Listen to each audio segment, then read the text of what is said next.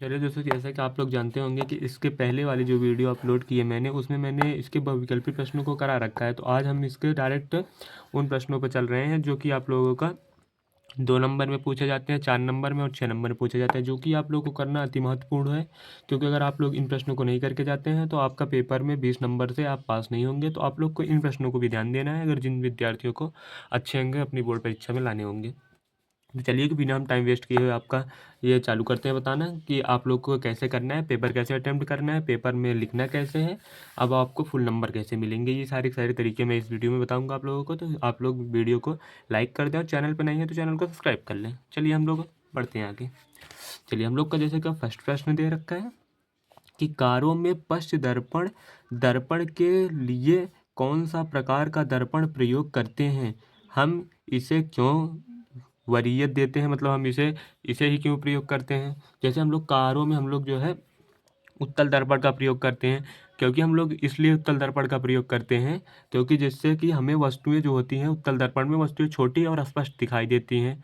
तो इसलिए हम उत्तल दर्पण का प्रयोग करते हैं, इसीलिए हम इसमें वरीयता देते हैं। तो चलिए हम लोग का हो गया। आप लोग इन प्रश्नों को जो मैं बोल रहा हूँ इन्हें आप लोग अपने कॉपी में लिखते चलिएगा। जैसे कि मैं बोल दिया हूँ कि इसका क्या होता है, तो आप लोग इसे लिख लीजिए कि 100% पेपर में पूछे जाने वाले प्रश्न हैं। चलिए हम लोग दूसरे को देखते हैं।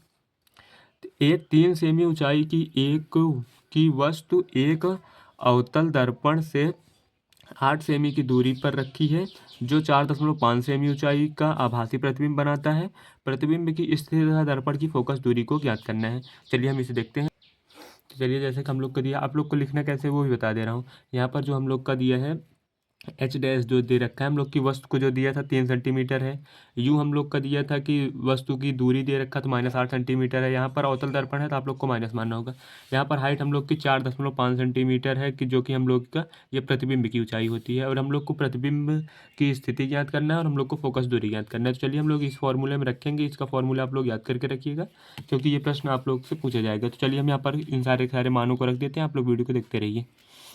तो हम लोग एच का मान 4.5, एच डैश का मान हम लोग का 3 हो गया। 3.0 भी आप लिख सकते हैं इसे क्योंकि पॉइंट हटाने में आसानी होगी। माइनस हम लोग का वी होगा और माइनस यू माइनस हम लोग का 8, माइनस से माइनस कैंसिल, यहाँ 3 हो गया, यहाँ से कट दीजिएगा 15 दूना 30, 15 तिया 45 और 2 चौके 8, यहाँ से ऐसे कटता है और इसकी इसमें मल्टीप्लाई हो जाएगी तो बी बराबर हम लोग का आ जाएगा 12 सेंटीमीटर। चलिए हम लोग अभी से बी का मान यहाँ पर पुट कर देते हैं। तो 1/f बराबर होता है 1/f बराबर होता है 1/v 1/12 माइनस 1/-8। और ये माइनस माइनस जो है ये यहाँ पर जाके 1/12 पर माइनस माइनस ये जाकर यहाँ पर प्लस हो जाएगा प्लस 1/8।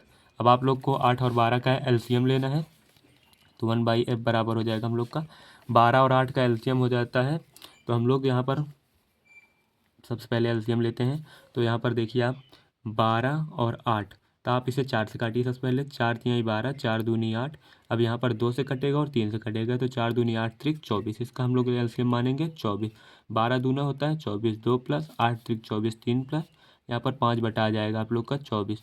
तो यहाँ पर एफ का मान आ जाएगा, आप लोग ऐसे क्रॉस मल्टीप्लाई करिए या इसके पलट दीजिए 24/5। अब इसको हम लोग पॉइंट में लिख लेते हैं।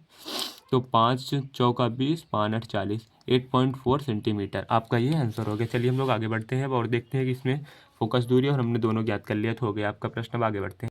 जैसा कि आप लोग को हो गया है कि हम लोग को जो पूछा था प्रतिबिंब की स्थिति हम लोग की 12 सेंटीमीटर दूरी पे आ गई है। हम लोग का प्रतिबिंब कहाँ पर बनेगा, 12 सेंटीमीटर दूरी पर बनेगा और हम लोग का जो फोकस दूरी होगा वो 4.8 सेंटीमीटर होगा। तो हम लोग को आपको ऐसे ही प्रश्न करना है, बोर्ड पेपर में आपको 100% है, फुल मार्क्स मिलेंगे। चलिए हम लोग देखते हैं कि नंबर 2 पे आ गए हम लोग।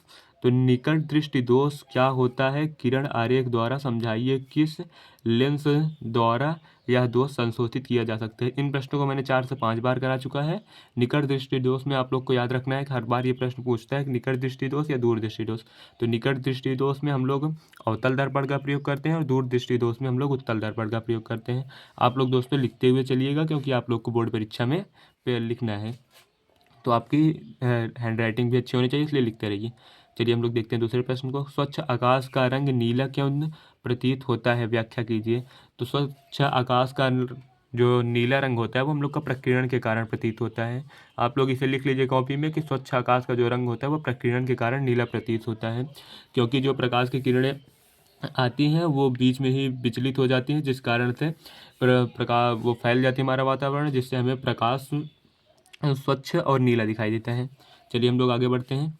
एक समान चुंबकीय क्षेत्र में धारावाही चालक पर बल किन किन बातों पर निर्भर करता है और बल की दिशा ज्ञात करने का नियम क्या होता है। तो ये जो होता है किन किन बातों को आपको केवल एक लिखना है कि चालक की लंबाई पर निर्भर करता है, चालक पदार्थ पर निर्भर करता है, 2 हो गए हैं। इसकी हम लोग फ्लेमिंग के जो अंगूठे का नियम होता है, जो आप लोग ऐसे वाले ये देखे होंगे फ्लेमिंग के अंगूठे वाला नियम, इसी के द्वारा हम लोग का किया जाता है। चलिए हम लोग आगे बढ़ते हैं विषय। विशिष्ट प्रतिरोध का मात्रक क्या होता है, तो आप लोग इसे याद कर लिए। विशिष्ट प्रतिरोध का मात्रक प्रति ओम होता है। और 25 ओम का प्रतिरोध 12 वोल्ट की बैटरी से जुड़ा हुआ है। प्रति मिनट जूल में उत्पन्न ऊष्मा गणना कीजिए। प्रति मिनट हम लोग का टाइम दे रखा है 1 मिनट। तो यहाँ पर हम लोग देखते हैं कि हम इसे करते हैं इन प्रश्नों को। यहाँ पर आप लोग को एच ज्ञात करना है, हम लोग का वी दे रखा है, हम लोग का देख सकते हैं एक बार। आप लोग को जैसे कि वी दे रखा है यहाँ पर 12 वोल्ट। आप लोग को जैसे मैंने ऊपर बताया आप लोग को वैसे ही लिख लेना है। और आई हम लोग का दिया है 1 मीटर प्रति सेकंड, और हम लोग का एच आई, और हम लोग का ताप कितना दे रखा है वी बराबर, सॉरी इसमें एच जो टी दे रखा है वो 1 है। आई बराबर होता है वी बराबर होता है आई। चलिए जैसे यहाँ का आप देख लीजिएगा वी बराबर होता है आई इंटू आर। अब हम लोग को जैसे कि यहाँ पर हम लोग को प्रतिरोध दे रखा है, तो हम लोग को आर बराबर हो जाएगा ये अपॉन आई, नीचे आ जाएगी इसके, तो वी अपॉन आई। तो हम लोग को यहाँ पर रखना होगा वी अपॉन आई। अब हम लोग को धार जो दिया है वो 1 ही दे रखा है, तो हम लोग को यहाँ पर जो हम लोग का आर दे रखा है वहाँ, सॉरी हम लोग का जो वी अपॉन आई, हम लोग को आर दिया है तो हम लोग को यहाँ पर आई था ना, तो वी हम लोग का आर ये नीचे आएगा, तो वी अपॉन हम लोग का हो जाएगा आर। और यहाँ पर वी का मान दे रखा है 12 वोल्ट। एच बराबर आ जाएगा 12 गुड़े 1 गुड़े वी हम लोग का 12 दे रखा है, और हम लोग का ये दे रखा है कितना 25। तो आप लोग का यहाँ पर एच आ जाएगा, तो 12 का 12 में गुणे करेंगे तो 44/25। तो आप लोग का आ जाएगा हम लोग का 25 छक्का 150 होता है। तो लगभग हम लोग का 5.25 5 30 10 40 4 44 मतलब 19। आप लोग इसे 190 25 छक्का 150 25 सत्ते 175 25 अट्ठे 200, लगभग ये 7.5 का आपको आ जाएगा हीट में कैलोरी। आप लोग को ये चीज़ कर लेनी है। चलिए हम लोग अब आगे बढ़ते हैं वीडियो में। आप लोग को जो जिन प्रश्नों को मैं करा रहा हूँ इन प्रश्नों को आप लोग को 100% करके जाना है। चलिए हम लोग देखते हैं नीचे दिए गए परिपथ में चित्र में 10 ओम 40 ओम 20 ओम 30 ओम और 60 ओम के 5 प्रतिरोध दिखाए गए हैं, अनुसार 18 वोल्ट की बैटरी से जुड़े हुए हैं। तो हम लोग को इसमें सबसे पहले हम लोग को क्या करना है, आप लोग देख लीजिएगा। परिपथ का कुल प्रतिरोध ज्ञात करना है, परिपथ में प्रवाहित कुल धारा ज्ञात करनी है। बिंदु ए और बिंदु बी के बीच यहाँ पर है, बिंदु यहाँ पर ए है और बिंदु ये बी है, तो हम लोग इसके बीच का विभवांतर ज्ञात करें। चलिए हम लोग करते हैं। चलिए हम सबसे पहले इस प्रतिपद को सॉल्व करते हैं। यहाँ पर 40 ओम और 10 ओम, यहाँ पर हम लोग का होता है कि 1/r बराबर है, क्योंकि ये समांतर क्रम में है। तो समांतर क्रम का फॉर्मूला 1/r बराबर 1/r1 + 1/r2। तो हम लोग को जैसे कि अब यहाँ पर दे रखा है, तो हम लोग को 1/r दे रखा है 1/10 + 1/40, और 10 और 40 का आपका जो एलसीएम आ जाएगा वो भी आ जाएगा 40। तो यहाँ पर 10 चौका 40 हो जाएगा, यहाँ पर 4 हो जाएगा और यहाँ पर 1 हो जाएगा, तो यहाँ पर 5/40। हम लोग इसे काट लेते हैं तो 1 हो जाएगा 8। तो हम लोग का यहाँ पर त्रिज्या जो आर आ जाएगा हम लोग का वो आ जाएगा 8 ओम।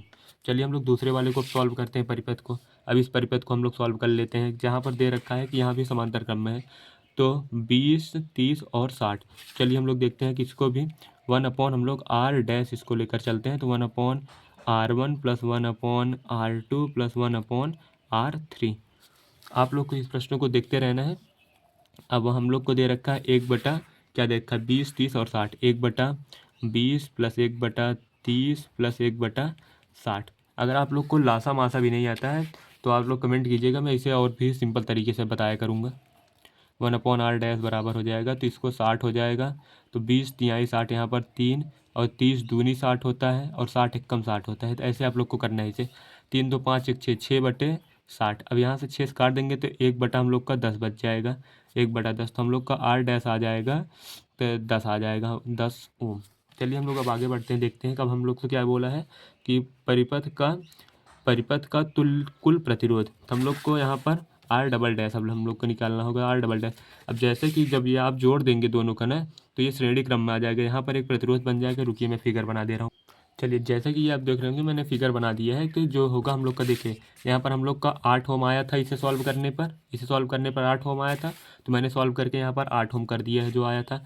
और इसे हम लोग सॉल्व किए थे तो आर डैश हम लोग का 10 ओम आया था, तो यहाँ पर 10 ओम कर दिए। तीनों को सॉल्व करने पर 10 ओम आया था। अब ये दोनों श्रेणी क्रम में हो गया। अब इन्हें जब हम जोड़ेंगे तो श्रेणी क्रम में होता है कि आर आर हम लोग का आर टोटल हो जाएगा, इन दोनों को जोड़ दे 10 8 18 ओम हम लोग का हो जाएगा आंसर इसका। तो आप लोग को कुछ नहीं करना, आप लोग को फॉर्मूले में रख लेना था। आर बराबर होता है 1/R1 + 1/R2। आप लोग इसी फॉर्मूले में लगाएंगे तो आ जाएगा।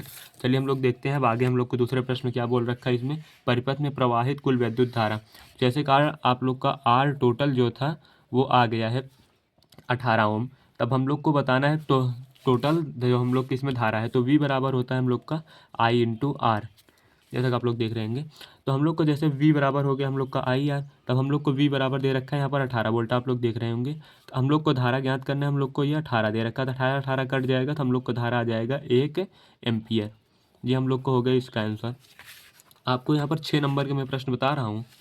तो चलिए हम लोग को बिंदु ए और बिंदु बी के बीच विभवांतर। चलिए जैसे कि इस फिगर को आप लोग देखिए, यहाँ पर बिंदु ए था और यही बिंदु बी था। देखिए आप यही इन्हीं दोनों के बीच में था ना, इन्हीं दोनों को सॉल्व करने पर 8 आया है।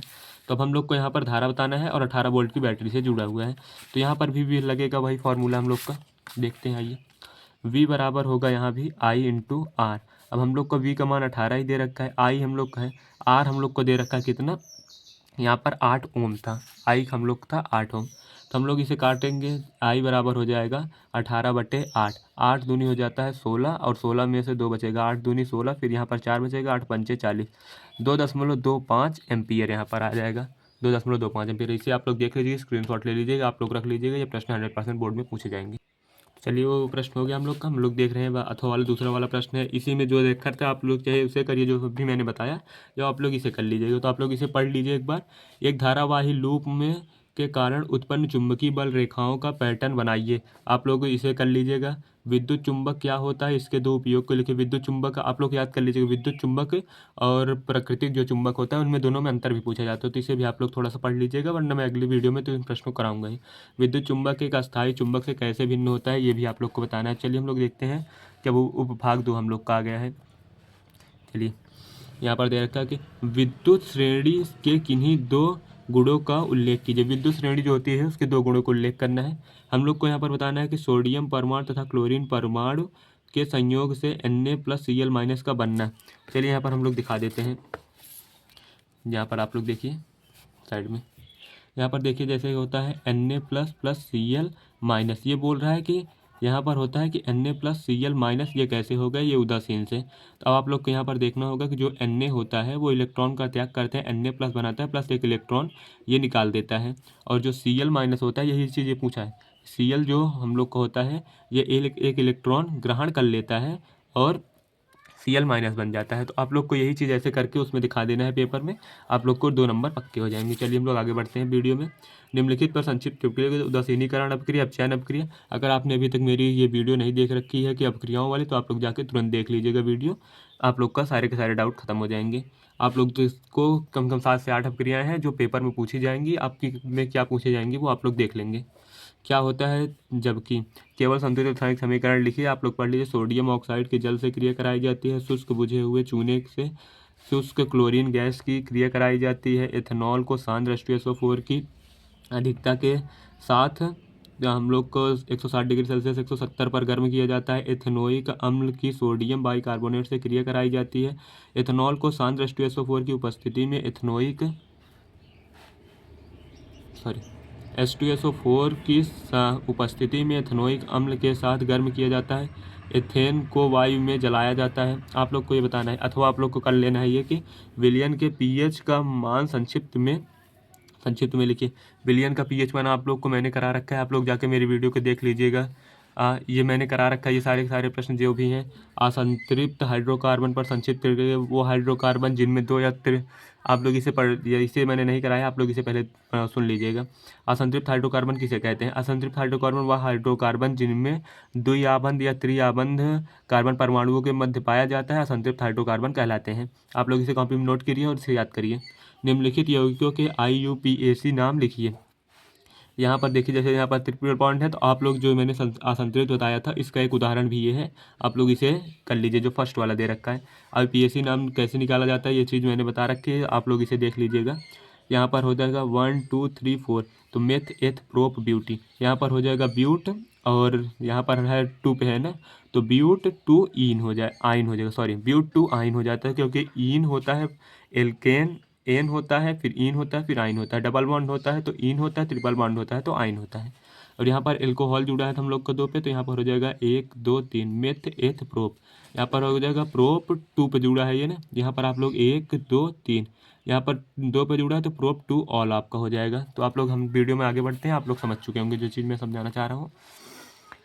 ये बायो के प्रश्न है, आप लोग देखिए। निम्नलिखित में से प्रत्येक का एक उदाहरण लिखिए। तो विखंडन क्या होता है, खंडन क्या होता है, पुनरुत्भवन क्या होता है, मुकुलन क्या होता है। ये सारे सारे प्रश्न आप लोग को याद होंगे, क्योंकि एक एक नंबर में ये हर बार पूछा जा रहा है। अगर आपको नहीं पता है तो मैंने इसके पहले वीडियो जो करा रखी है ये पेपर्स की, वो आप कर लीजिएगा। आपका 100% है कि ये सारे सारे प्रश्न आपसे होने लगेंगे। निम्नलिखित पर संक्षिप्त टिप्पणी लिखिए। परितंत्र और ओजोन परत। ओजोन परत क्या होती है कि हमारे वायुमंडल में पाई जाने वाली वह परत जिससे हमें पराबैंगनी किरणों से रक्षा मिलती है, ओजोन परत कहलाती है। परितंत्र किसे कहलाते हैं? मानव का वह तंत्र जो मानव के शरीर में विभिन्न आवश्यक क्रियाओं को करता है, परितंत्र कहलाता है। मानव के मादा जनन तंत्र तथा नामांकित चित्र बनाइए और उसका संक्षिप्त में वर्णन कीजिए। ये सारे सारे प्रश्न आप लोग देख लीजिएगा थोड़ा सा। मानव के वृक्क की संरचना पर संक्षिप्त में वर्णन कीजिए एवं उसके कार्य का उल्लेख भी कीजिएगा। उसके कार्य का, ये वृक्क वाला मेरे हिसाब से आप लोग इसे कर लीजिएगा। इनको प्रश्नों को आप अगर चाहें तो कर सकते हैं। विषम पोषी पोषण, आप लोग उसे मत करिएगा, उसमें बनाने में चित्र में नंबर काट सकते हैं, लेकिन आप इसे लिखेंगे तो इसमें नंबर नहीं करेंगे। निम्नलिखित पर संक्षिप्त टिप्पणी लिखिए। पौधों में गुरुत्वानुवर्तन, मनुष्य में वृद्धि हार्मोन, विषम पोषी पोषण। तो चलिए, हम लोग का यहाँ पर समाप्त हो जाता है पेपर। तो आप लोग वीडियो लाइक कर दें और चैनल को सब्सक्राइब करके रखें। धन्यवाद दोस्तों।